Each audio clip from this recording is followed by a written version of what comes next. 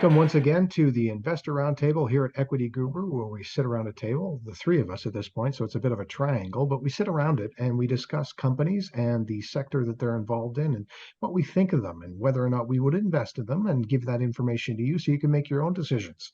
So today we're talking about a little Canadian company called Medexus Pharmaceuticals, based out of Montreal, I believe. CEO is Ken d'Entremont, who is very interesting fellow and very good to talk to. The company itself is what you would call specialty pharma, meaning that they take products that have already been approved in other jurisdictions. They bring them here to the Canadian and the American market, as you could say, and these orphan drugs are very interesting in the value proposition they present because they service a small demographic. There's usually a high margin in terms of profit and not a lot to do in terms of selling because there's not a lot of people affected but desperately need it. You only have to talk to a few people to get it out there where it needs to be rather than having a huge marketing team, not a tremendous amount of overhead. And the advantage that, if you didn't know already, over regular biotech, meaning companies that are pharmaceutical companies that develop drugs from the ground up, is that the high failure rate of clinical trials before anything gets to actual market. You don't have that risk. This is something that you already know is happening, and it will happen, pretty quickly. And with Medexus, they have built an incredibly strong portfolio, both here in Canada and the US, of drugs that have a lot of growth potential still, and that service a very desperate need, I guess you could say.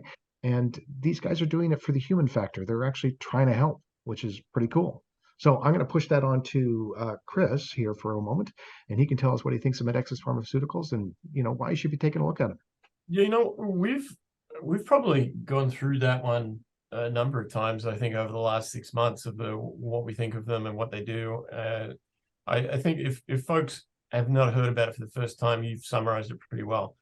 The TLDR on where they are and how they are is that they were getting FDA approval on a drug that they've licensed, and that's had a couple of delays, which each time halved the value of their stock. That process is ongoing, and I think a lot of people see an FDA delay as being a no, when it's a not yet in this instance. So they've focused on just generating revenue and sales on their existing products, of which there are many. Their most recent guidance on Q3 was that they think they're going to do between 28.5 million and 29 million in fiscal Q3. As I understand it, that's US dollars. US dollars. Yes. US dollars. So projecting that over a year, you're looking at 120 million US, or 161.22 million dollars Canadian on today's exchange rate. Now, for a company that's projecting, even if they don't grow anything, even if it's just flat from here on, although they have been growing 160 million Canadian a year, you're generally looking at a market cap of, I don't know, at least the equivalent, if not double that. Market cap here is $37 million. $37 million market cap on $161 million of Canadian guidance annual revenue. That's bonkers. Yeah.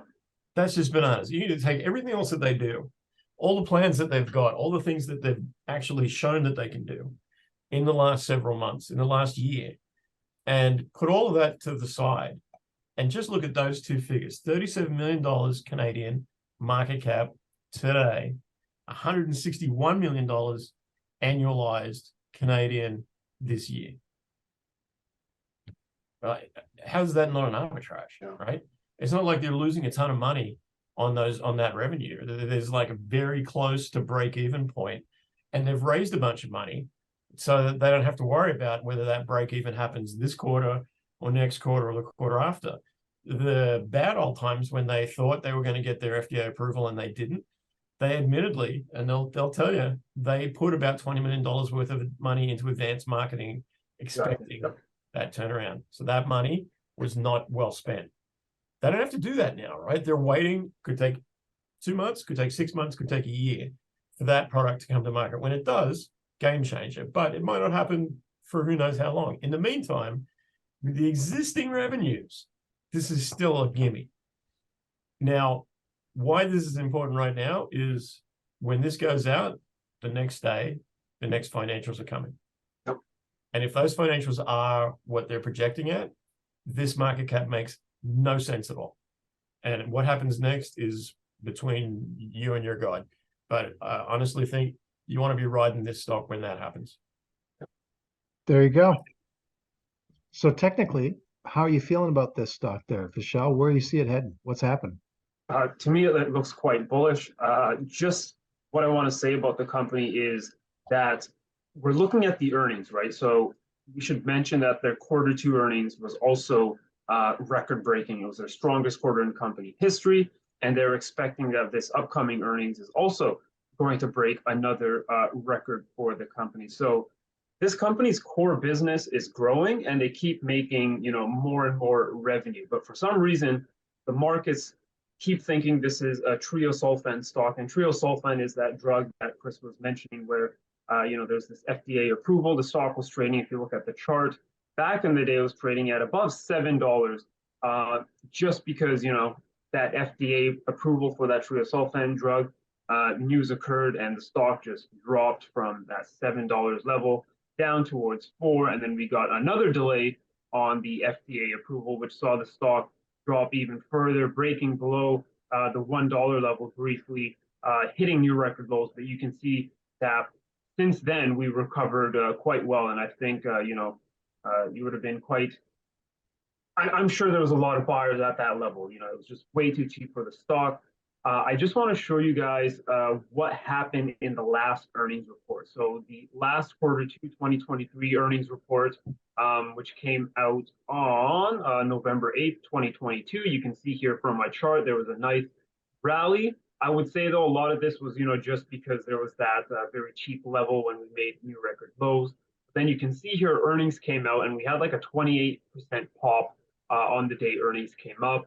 We hit our level at $2.50, which I did mention, is a resistance level in articles before. So that's still going forward the level that you want to see break for eventual momentum higher. And you can see the day after earnings, there was a big sell-off, but I think it was more from profit taking, right? There's a lot of people who probably were traders, and there are a lot of people who do bottom picking plays. They look for stocks that are oversold, that are breaking new record lows. When you combine those two factors, a lot of traders, and I would even say maybe algorithms out there, they do like to trade that kind of stuff. So we did get a huge earnings pop and an earnings rally, and the stock is still now basically just bouncing between $2.50, which is your resistance level. And I just want to show you this price action at support at basically let's call it the $1.75 to $1.70 level here, but it's held multiple times since November. But even if you scroll the chart back, it was a big support level back in July of 2022. But you see that whenever we get down to this level, the buyers are always holding this zone. And for the past, half of the month, so from January 17 to present day, we've just been ranging now between $1.90 and this $1.70 zone, which I mentioned. Not really breaking down towards the $1.70. We are holding above $1.80 here. But again, these support levels are just zones, so I've extended it to just catch the bottom of that July 22 candle. That's where I get the $1.70 level at. But support, it tends to be a place, where it's a strong platform for buyers to step in and, of course, move the price higher. So I think when you're at a support level like this, we have earnings coming up. We've seen how the stock has reacted with earnings in the past, and management is expecting, a record revenue for fiscal Q3 2023. I think you're just at a very, very good spot here. And besides, that revenue we've talked about in the past, right? Just the core business of this company just keeps on growing. They are making revenue, but the market just for some reason is so focused on the FDA and treosulfan there, which I think is quite surprising.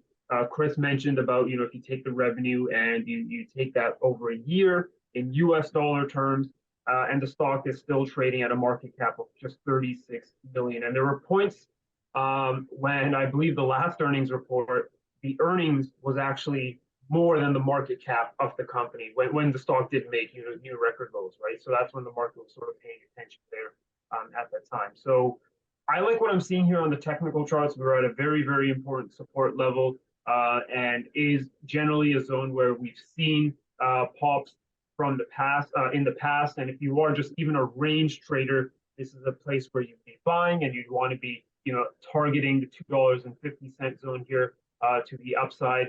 But we have a major fundamental catalyst upcoming, right? We have earnings, which is expected to break records, and I just think where the stock is sitting right now, it definitely does have a potential to make another, 28% daily earnings popper move as well. So I'm looking forward to the earnings, and they are coming out, we should mention, February 8th, 2023. And the conference, or the call, sorry, the conference call is the day after, on February 9th. So chart looks great. I like the fundamentals of the company, as I've said multiple times here. So I'm quite excited to see what happens here on the technicals after earnings. I'm ready. So very quickly, we got $5,000 a piece. What are you guys doing with it? Ahead of earnings, I'd be looking to put that in. It's the share price has really settled over the last couple of weeks. It did get up over $2. We've been talking about it pretty hard since it was 90 cents. Exactly. Got up over $2. That's a good. I would imagine that the news being what it is, if they can get this quarter close to EBITDA break even, which it's always been $1 million, maybe $2 million loss per quarter previously. They've got plenty of cash in the bank. I'm just looking at some of the coverage of this, the Ion Equities column on the Globe and Mail. They moved their price target up from $2 to $4 recently. The average of the analyst is about $4.50, which for a $1.80 stock is a pretty good move. There's a lot of talk in the last financials about how they beat the street by about 11%, and all of their revenue expectations rising in 2023 are basically going straight to the EBITDA line, right? So that all the increase in sales means nothing, next to nothing, on increase in expenses, because then they don't have to go out there and build a new sales force with everything that they've got. They've got an existing sales network. They've got existing clients. They've got existing licensing. And all they're doing is just plugging that in. Every time they add something new, it goes into that network, margin expands. So any increase on this quarter from the last is almost all going to go into that EBITDA line. And talking to Ken d'Entremont about it, he's aware that the market wants to see that EBITDA line go green. They're going to do everything they can to get it there. If it doesn't get there, it's going to get real close. And I would imagine that in the next quarter, this is where the rubber really hits the road. Because at some point, treosulfan is actually likely to be approved. And that's been pressing this company down for a long time. If that changes, if that gets approved and starts being plugged into that sales network, you're looking at a whole lot more money coming in. And this $37 million market cap is bullshit right now. Like I think a lot of people are looking at the chart and not the market cap. If you're looking at the chart, you look at all those sort of drops and you think, oh, that's not good. If you look at the market cap, you say those drops are a bonus for me. I get this stock at value right now, as opposed to where it would have cost me 6 months ago with a whole lot less revenue, right? The revenue they would have got from treosulfan, they're getting from other things that they've plugged in the time since. So for me, I'd be looking to scoop up anything that dips below $1.80. Gimme, munch. Oh, there you go. Michelle, how about you? Same thing, Galen, all in 5K. I would be a buyer now, and even if it does break below this level, I would continue to be a buyer if it does. But I like the level of the support that we're at right now. I'm putting all my money in.